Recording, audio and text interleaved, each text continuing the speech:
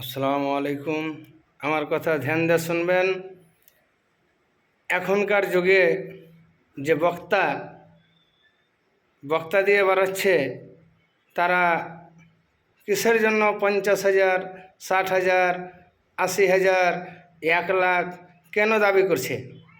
আল্লাহর রসুল আল্লাহর রসুল দিন ইসলাম যখন ছড়াছিলেন, দিন ইসলামের জন্য কষ্ট করেছেন, দিন ইসলামের জন্য দোরহে বাড়ালছেন, কত জায়গাতে কষ্ট করেছেন।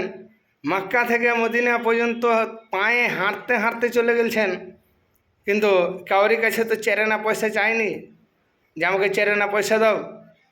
আরও আল্লাহ রসুল দিয়েছেন।